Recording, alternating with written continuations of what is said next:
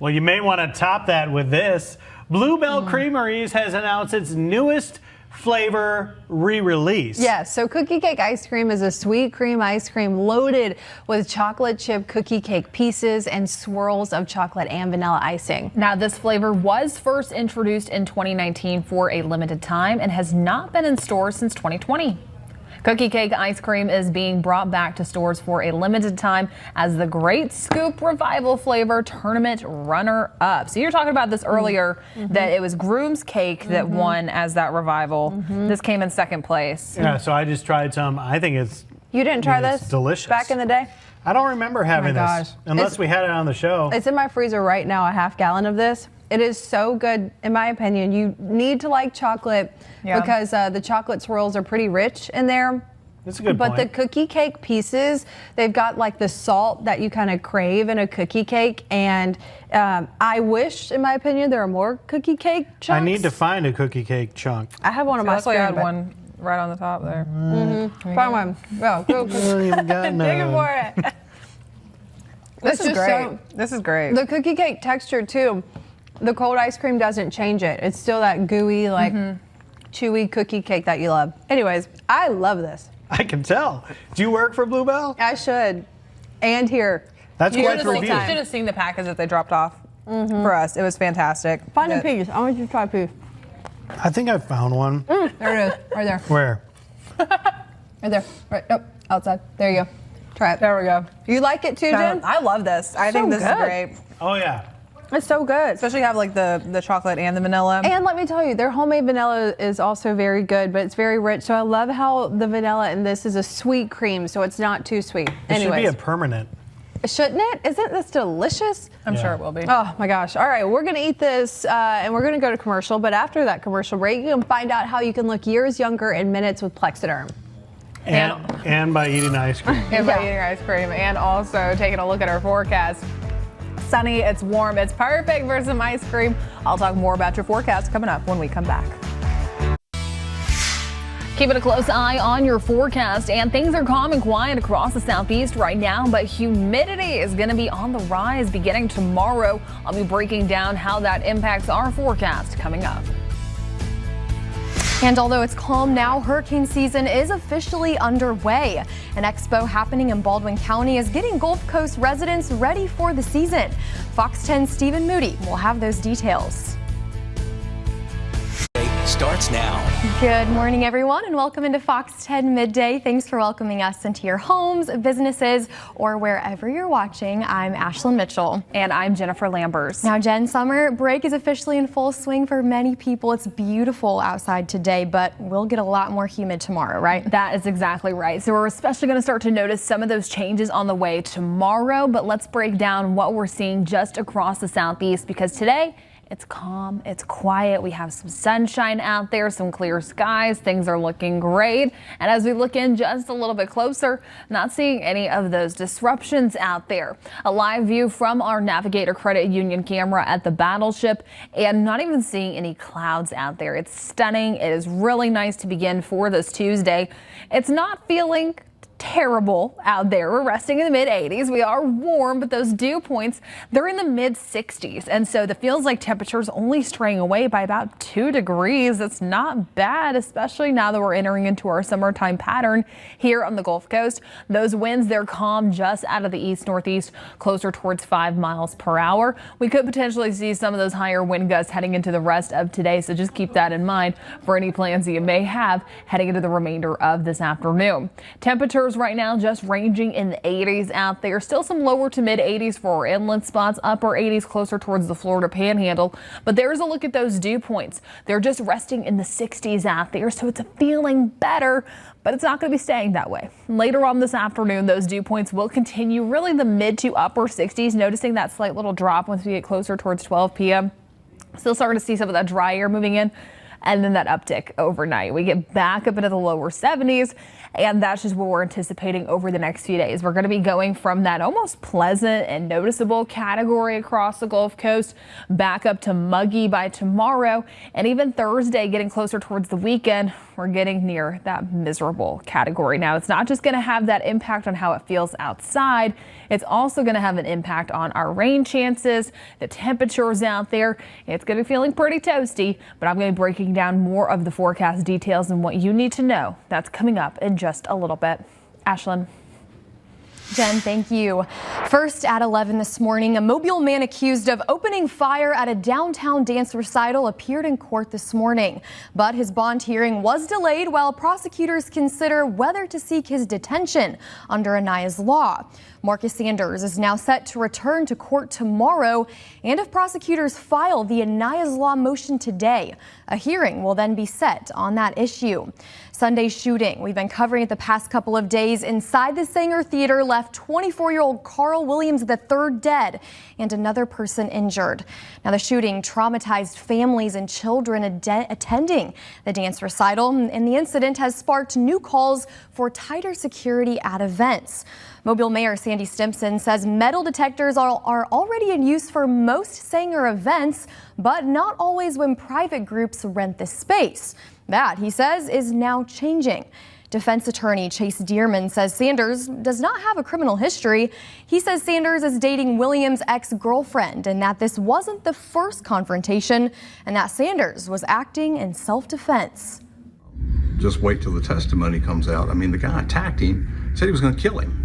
I mean, I don't know at what point what more you should be able to do. I guess those same people you're discussing thinks that he should have just sitting there and just let the man attack him and try to kill him, and in hopes that some of the other mothers at the dance recital will pull him off.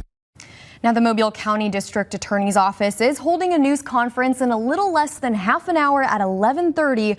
We'll be there and we'll bring it to you live right here on Fox 10.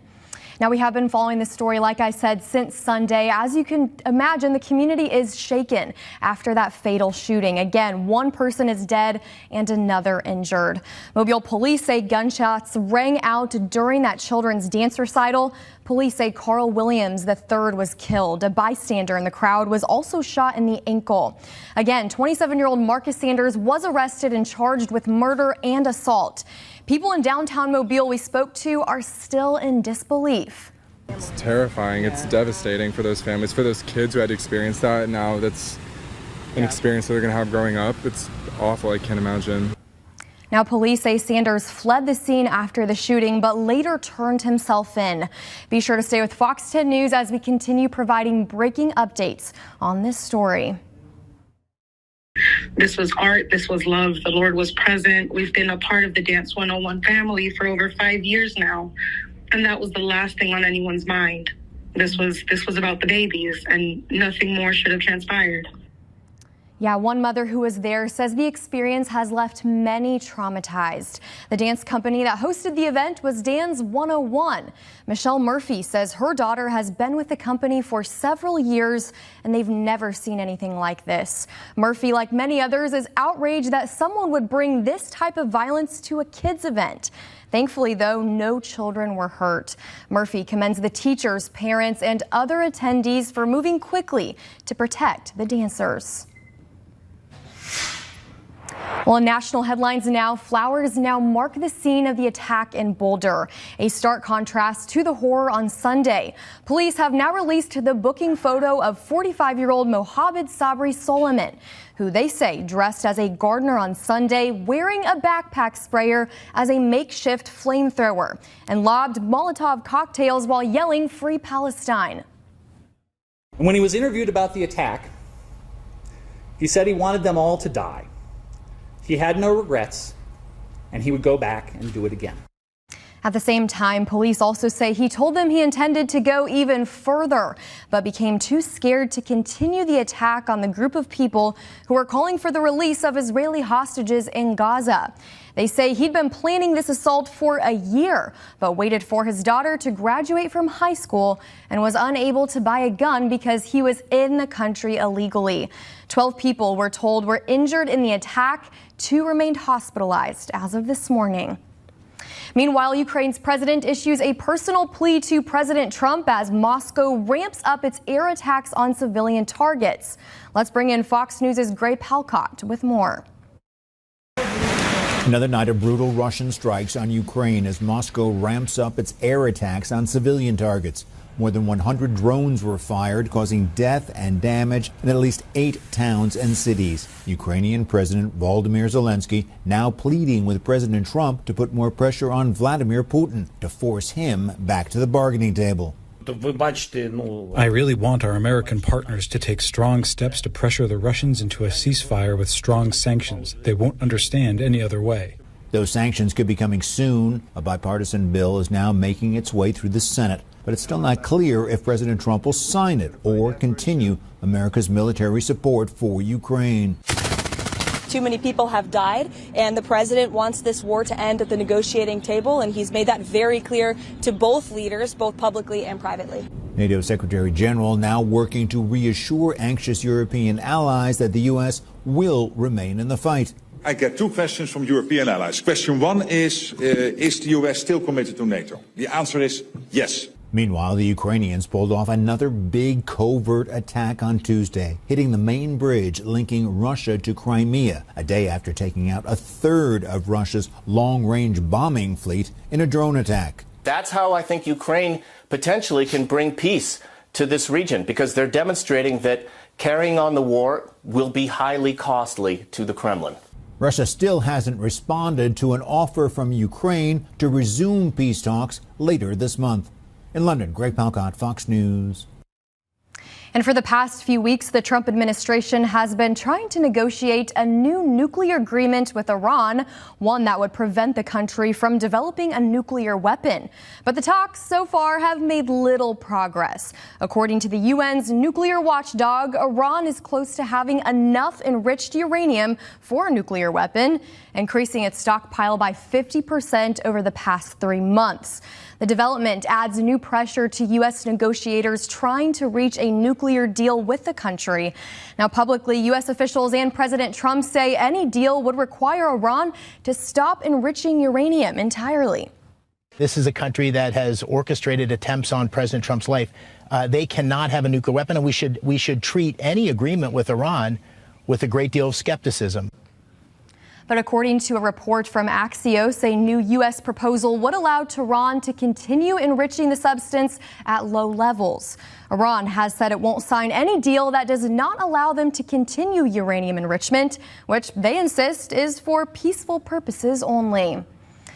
Well, back here locally, the 2025 hurricane season is officially underway, and today Fairhope residents had the chance to learn valuable information that can help them prepare. Fox 10 News reporter Stephen Moody joins us live in Fairhope with more. And Stephen, this event is really timely, isn't it? Yeah, that's right, Ashlyn. You can see people filing out behind me because things just wrapped up here at the Fairhope Civic Center. And people inside were able to get information that not only they say was worth it, but like you mentioned earlier, was also valuable. Living in the South, we know all too well just how dangerous hurricanes can be. And today we were able to get some important tips in Fairhope. Meteorologist James Spann was the special guest speaker this morning, and he was able to speak not only to longtime residents, but to newer ones as well. I think it's very important, especially for people that have moved down here and, are not born or raised around here, that are familiar with hurricanes. I'm originally from Kansas, where we have a lot of tornadoes, but we don't experience anything like a hurricane. Some residents had questions about the funding behind crucial agencies like NOAA, because those agencies help to track those storms to help people prepare. Essential. You can't plan your life without knowing what in theory is going to happen, and once whatever happens, how to go about resolving whatever issues you might have. Some of the strategies and resources today included crucial tips for staying safe before, during, and after a storm.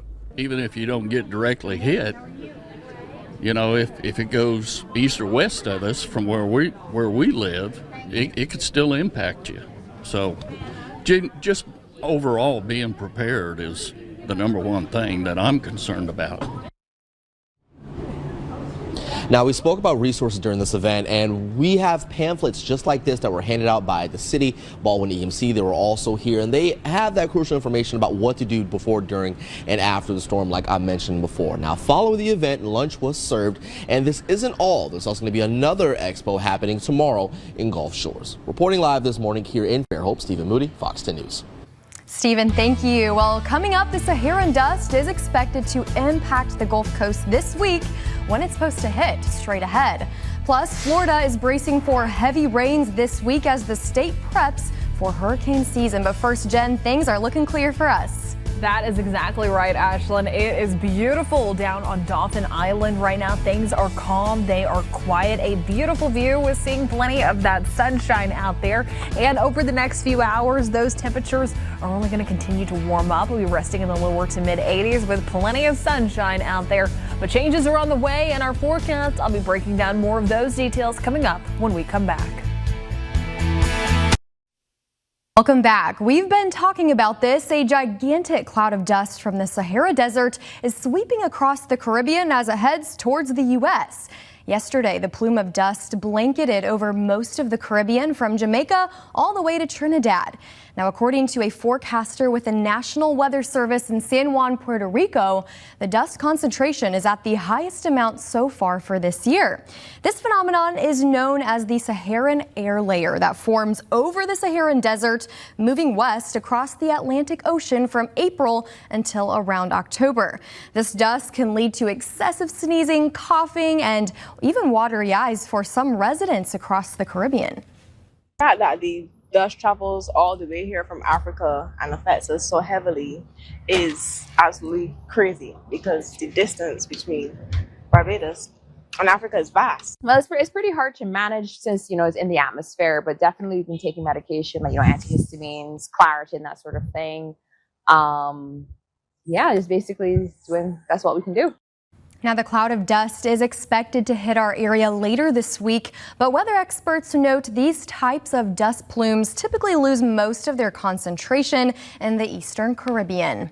Well, heavy rains are expected to soak the southeast over the next few days as we get into the 2025 Atlantic hurricane season. Fox News correspondent Bowen has more. Just days into the 2025 Atlantic hurricane season, forecasters are keeping their eyes on the first potential tropical storm that may soak the southeast coast. Heavy rains are expected to spread from Florida to Carolina coast over the next few days.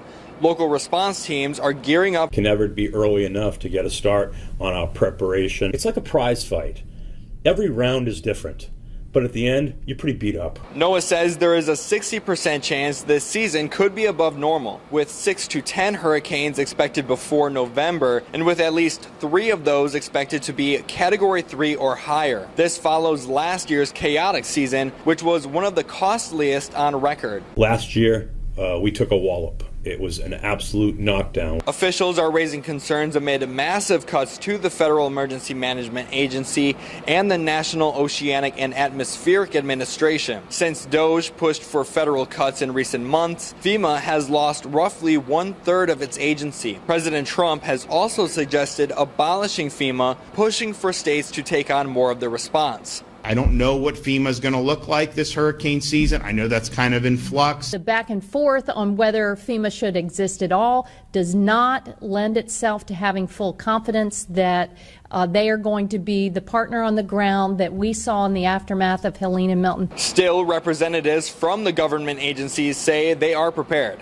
Protecting human lives and property is our top priority. So we are fully staffed at the Hurricane Center. Recently, FEMA has reopened training centers to prepare staff for the hurricane season. In New Orleans, Bowen Kudrovich, Fox News.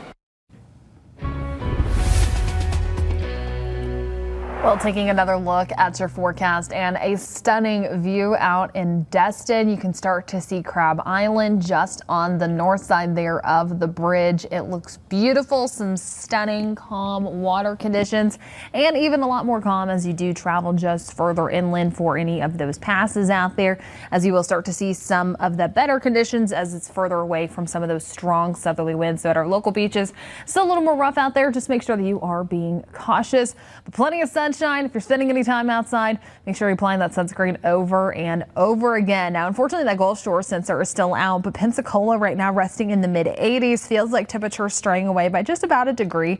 Those winds out of the east-southeast closer towards 10 miles per hour. But as we do make it further along into the rest of today, those temperatures are going to be ticking up. And we're going to be maxing out really the mid to upper 80s out there. Humidity not as high as what we're anticipating for the days ahead of us, but we're still going to be feeling like we're more in the lower to mid 90s out there. Our almanac for today, the good news, we're right around average, nowhere near that record 100 degrees set back in 2011, and those morning temperatures also right around where we should be beginning. Now, those temperatures will continue to really stay around where we should be. We'll start to notice that uptick by the weekend. Again, right around average for this point in June. The differences, however, heading into tomorrow, Thursday, and Friday is going to be the feels like temperatures. Those heat indices, because we're introducing more of that humidity out there. I'll have a look at what those heat indices are going to be looking like over the next few days coming up in just a little bit. But timing things out on our futurecast, starting off for this morning, we have all that sunshine out there. A little bit more cloud cover coming into play for the second half of today. Now, we are getting back into that summertime pattern. There's still a little bit of humidity out there, so we could possibly see some of those isolated showers and storms beginning to fire off heading into this afternoon and this evening. Even then, I give it a very generous 5%, mainly for our inland spots later on for today. Heading into tomorrow, and as we get closer towards the weekend, that's when those rain chances will begin to bump up, just because by that point, that's when we are going to start to introduce some of the higher humidity out there. So our summertime pattern is going to be in full swing. Now, the Rip Current risk at our local beaches, as mentioned, it's a little more rough out there. Those winds are breezy just out of the south, so it's moderate today. We'll especially start to notice those differences tomorrow, Thursday, and Friday when they bump up to high. Please be cautious. We do have those yellow flags out there at a lot of our local beaches. Always know the name of the beach you're located on, where the closest lifeguard stand is. The beach flag meanings, it varies beach by beach, state by state. And if you meet some tourists, some folks that aren't quite from around here, remind them what to do in the Rip Current risks, or if they get caught in that Rip Current, just because a lot of folks, they don't know what to do. Remember, remain calm, let it take you out, and then swim parallel to the beach. Now, taking a look at the tropical outlook, one area that we're monitoring out there, low chances of development over the next 48 hours and the next 7 days. It's hurricane season. It officially started on Sunday, but right now we're mainly just keeping a close eye on this area that's just off the coast of the Carolinas. GFS, Euro, they both want to do a little something with it. Not too concerned, as it could just bring some of those increased rain chances to the Carolinas before it shifts further off towards the northeast back out into open water. But just a reminder, hurricane season is here. Please make sure that you are prepared for the season ahead of us.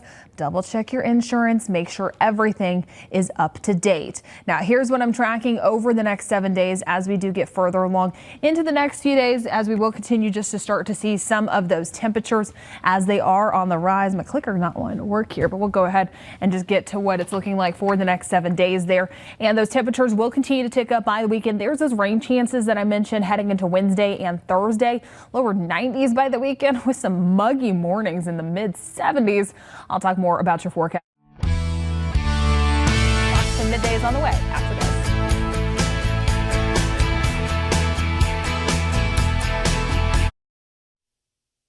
Welcome back in. After signing an executive order earlier this year with the intent of increasing oil and natural gas drilling in Alaska, as well as boosting mining and logging initiatives there, Trump administration officials are touring oil fields in the state as they try to advance the president's calls for greater energy independence and economic strength. Here's a Fox News report that takes a closer look at the proposed plans and the concerns they're triggering among wildlife and climate activists. The Arctic National Wildlife Refuge, located in Alaska, is the largest national wildlife refuge in the United States. But while this remote area might seem like an unlikely spot for new oil drilling ventures, Trump administration cabinet members are trying to advance the president's goals of extracting fossil fuels from the region. President Trump wants to see the flows through taps doubled. The oil is here. Besides increasing the amount of oil currently flowing through Alaska's pipeline system, U.S. Energy Secretary Chris Wright also echoed the president's desires to create an Alaskan natural gas pipeline project.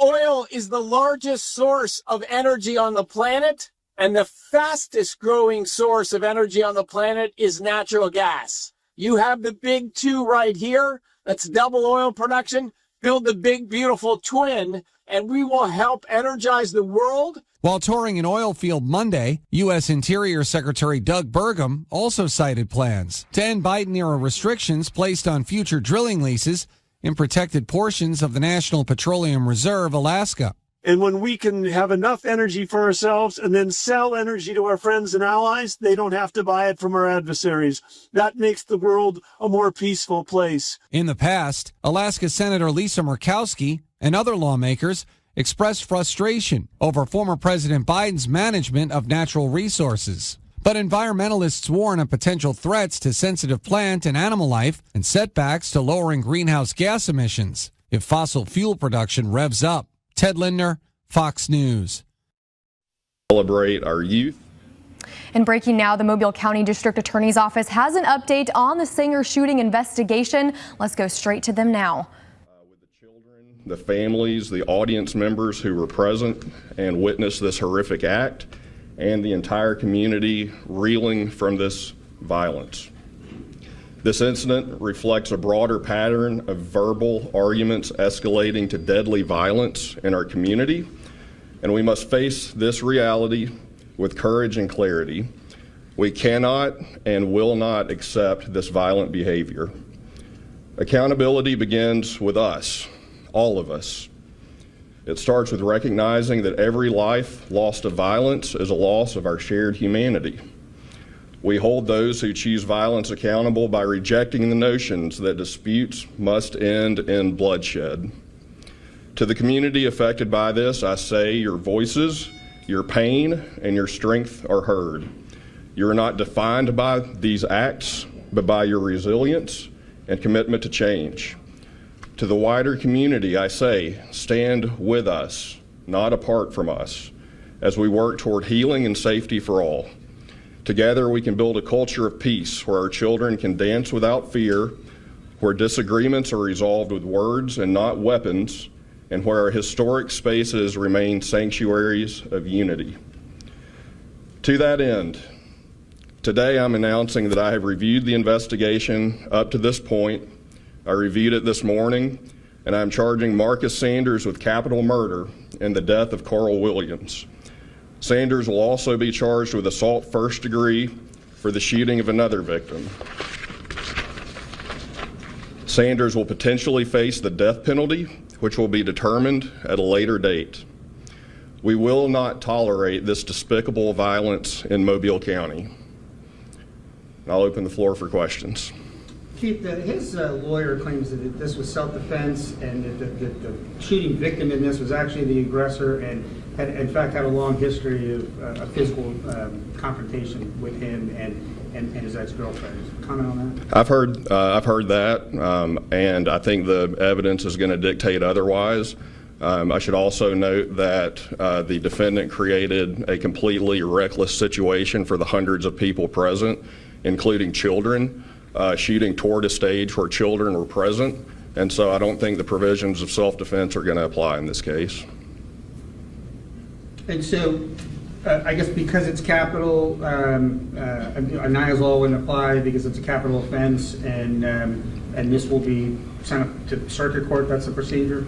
It will start in district court. The general practice here is to appoint a circuit court judge, a special district court judge, so that one judge will have the entire case, but Aniah's law does not apply in a capital offense. The defendant will not be constitutionally entitled to bond.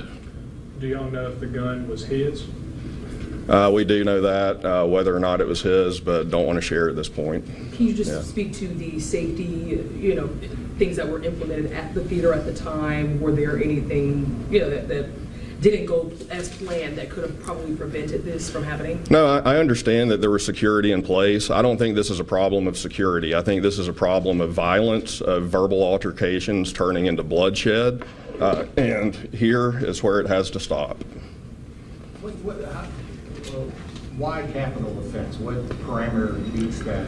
This is capital murder for a murder in the presence of the victim's child under the age of 14. That is also an aggravator that would allow the state to seek the death penalty. However, that determination will be made once the investigation is complete and we've had a chance to go through our process and review it.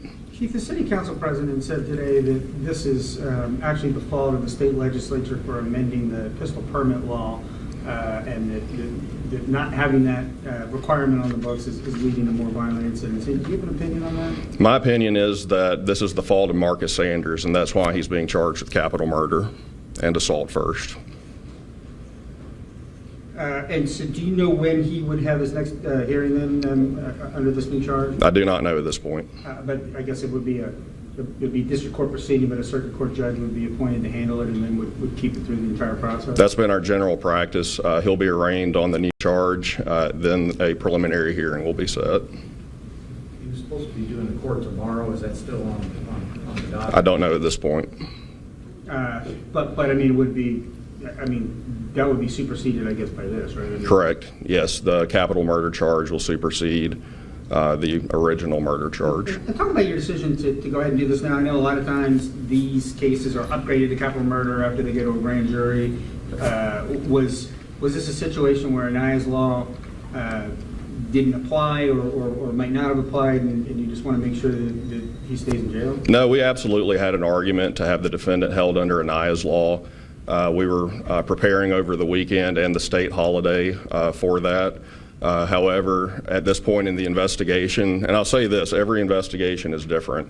The reason we're charging capital murder now is because the circumstances clearly dictate that it is an appropriate charge that we feel like we can prove. And in addition to that, we want to send a message that this senseless violence is despicable, is reprehensible. We are not going to tolerate it.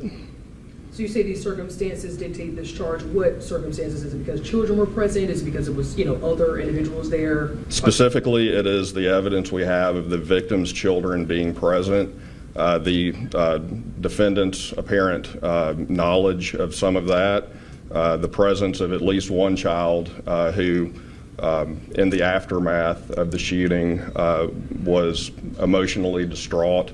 It's just evidence that we have in this case. Other cases where we wait and grand jury indicts, those are different circumstances where evidence has to be gathered. It's just in this case, it was very clear to me upon my review this morning that we can proceed with capital murder. In terms of the death penalty, that's a decision, I guess, to be made after an indictment for pretty far down the road? That's we have a process to determine whether or not to seek the death penalty in any given capital murder case. We're going to follow that process. That will be done, and a determination will be made at a later date. And as you mentioned, you're solely putting the blame on the shooter here. I'm just wondering, does this incident raise any concerns for you when it comes to public safety and state law for firearms? I'm always concerned about public safety, violence in our community. The fact that this happened in a very public place, the Sanger Theater, is disturbing. I've spoken with legislators in the last couple of days, and we could see legislation in the next session regarding shootings in public places that are homicides becoming capital because it's done in a public place. I think that's something the legislature is aware of, and I think that's something that they're going to address, and that's something that I would support. And so just to be clear on that, that would be it would be a capital eligible offense even if there's not another aggravating factor present? Correct. If it's done in a public place, this is legislation that is in the talking stage right now, rising in part out of this event at the Sanger on Sunday. So I hope to see that legislation move forward. I think that's a further tool that we can use to combat violence in our community and to show that we're just not going to tolerate it. We're going to hold these offenders fully accountable. So the factor that children saw this crime happen, that makes it for capital murder as well. But do y'all believe that this was a premeditated shooting? The evidence will bear that out. Premeditation is not a requirement under Alabama law, so it's really immaterial whether it was premeditated or not. But it is the fact that the victim's children were present and saw or could have seen or heard the homicide take place. Was there evidence that they did see this homicide take place? There is evidence. It's the investigation is still ongoing, but that will become more clear at a later date. Do you know the status of the second victim in this who was hospitalized? My understanding, it was a non-life-threatening injury to a lower extremity, maybe an ankle. I don't know the current status. Do you know how many gunshots were fired inside the theater? I've reviewed video footage from this. Again, that will become more clear at a later date, specifically the preliminary hearing. All right. Do you have an opinion on why we're talking about these shootings day after day after day? My opinion on why we're talking about them day after day is because violent people are settling disputes with violence instead of conflict resolution, instead of talking things out like reasonable, civilized people. And again, we cannot tolerate that in a law and order community, and we're not going to. Do you believe this capital murder charge do you think it'll really combat the issue that we have in our community when it comes to violence and gun violence and things like that? I think charging capital murder where the death penalty is a possibility is a great deterrent for violence. My prayer is that this will deter others from letting their conflicts end in bloodshed, and that they will instead seek to resolve disputes peacefully. Can you say what the argument between the two men was about and like kind of what started it? That'll become more clear after the preliminary hearing. Okay. Well, thank you guys. All right. Thank you. Thank you.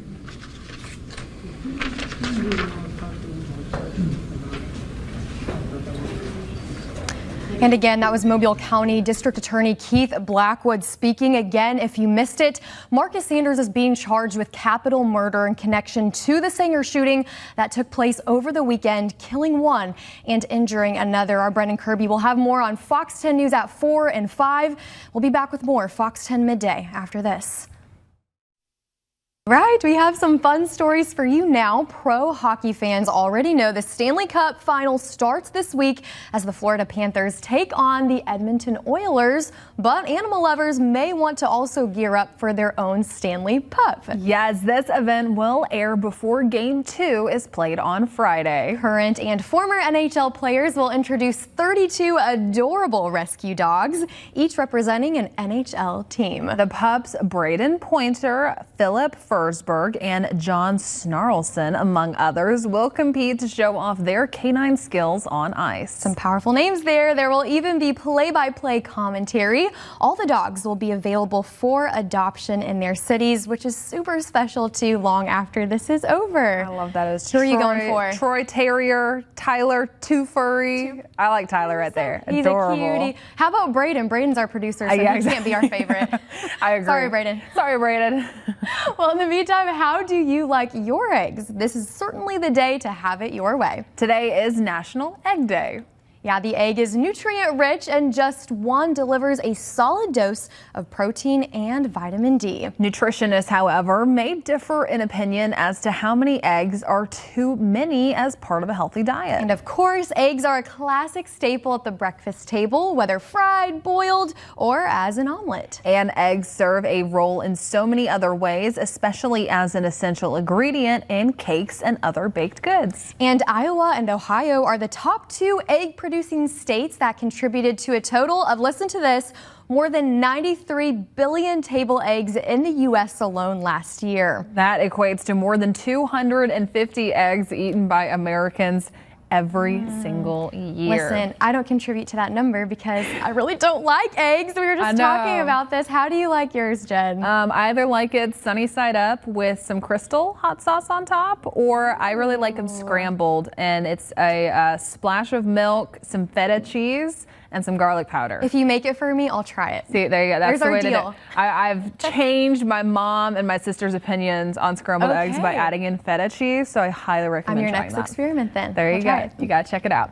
Let's go ahead and talk more about your forecast. And just a reminder, it's a great time to go ahead, download the Fox 10 weather app. That way you're staying updated with the forecast. Especially if you notice right there at the top, there's a banner that's talking about the rip current statement that we're going to start to see in place for tomorrow. It even gives gives you that official alert from the National Weather Service. Just talking about some of that rough surf that we're going to be expecting for your Wednesday, your Thursday, and also your Friday. But let's go ahead and take a deeper dive into what I'm tracking out there across the southeast. Plenty of sunshine, some calm, quiet conditions. But as we do get further along into the rest of today, we're timing things out on our futurecast, and we're starting to introduce more of that cloud cover later on this afternoon. Heat, humidity, they're doing their thing. Humidity not as high out there. That's the good news. We have a generous 5% chance of those pop-up showers and thunderstorms for today. Higher chances for our inland spots, but even then it's not high enough to put on the full 7-day outlook. We'll start to see some of those conditions turn quiet later on this evening. But look at those temperatures today. Toasty, mid to upper 80s, lower 90s. We're around where we should be this time of year, but you have to keep the humidity in mind. Again, it's not as high out there, so we're only straying away about 2, maybe 4 degrees out there, but it's going to be feeling more like the lower to mid 90s. But just wait for it. How I said, that humidity is on the rise. Look at that. By the time we get closer towards Friday, we're up in the upper 90s. And look at Saturday, triple digits for those feels like temperatures. Actual air temperature will be in the lower 90s, but due to that high humidity, we could possibly feel around 7 to 10 degrees above what the actual air temperature is. So if you're planning something for the weekend, pool, beach, sprinklers, water park, they are all going to be great ideas. Just get creative to try and find some ways to cool down. Our winds for today sustain that constant wind speed closer towards 10, possibly 15 miles per hour. A little breezy at times. We could see those wind gusts closer towards 15 to 20 miles per hour. And that's especially where we're going to start to notice some of those impacts is at our local beaches. The rip current risk, it's going to be moderate for today, high by tomorrow and Thursday with that surf height just closer towards 2 to 3 feet. Please be cautious. That is why we have that rip current statement in effect from the National Weather Service. If you run into any tourists, just remind them, say, hey, do you know what to do if you get caught in that rip current? Make sure that they know, their family knows. It's never a bad idea just to go ahead and remind them. Do your part as a local. Tracking the tropics out there, low chances for this little feature to develop off the coast of the Carolinas. Something that we'll continue to monitor for. Not too concerned about it, especially as long-range models just want to push it back into open waters. But a reminder, hurricane season officially began on Sunday. We're well into the season now, so just make sure you stay updated with us as we do make it along into the rest of our summertime here on the Gulf Coast. I'm going to talk more about your forecast coming up in just a little bit. More Fox 10 Midday is on the way, but for right now, a live view outside down on Dauphin Island.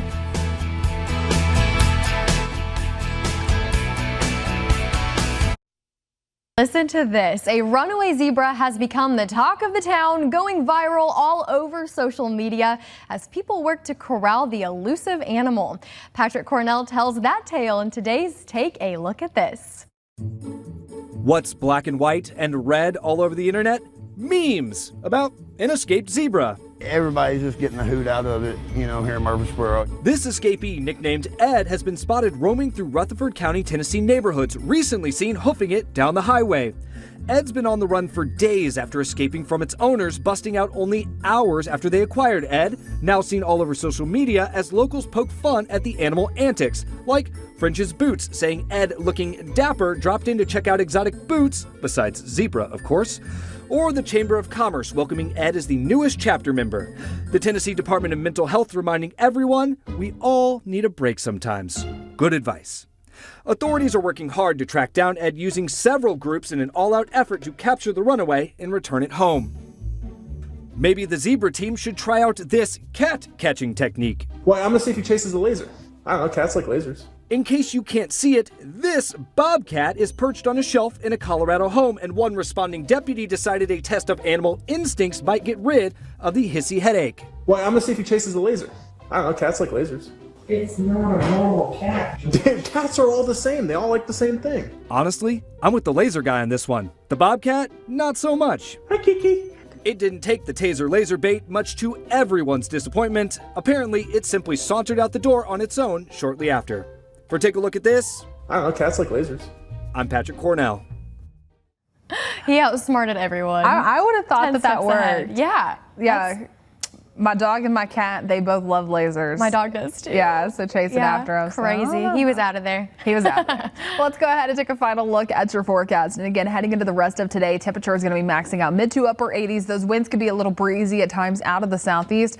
That unfortunately is only bringing in more of that Gulf moisture. So humidity will be on the rise overnight. It's not feeling as great to start off for tomorrow morning. You might will notice more of that dew as you're stepping outside. So a little soggy to begin for the day. Rain chances really come into play tomorrow, Thursday, and only lingering into the weekend. We are diving back into our summertime pattern here on the Gulf Coast. It might not fully feel like it, but we did get a break these past few days with that humidity being lower. So morning temperatures not going to be feeling as great, especially once we make it towards the weekend when we're starting off in the mid 70s. Temperatures will go up, humidity will go up, and so looking ahead towards Saturday, again, triple-digit heat indices will be possible. If you're making weekend plans, find some creative ways to cool down, stay hydrated.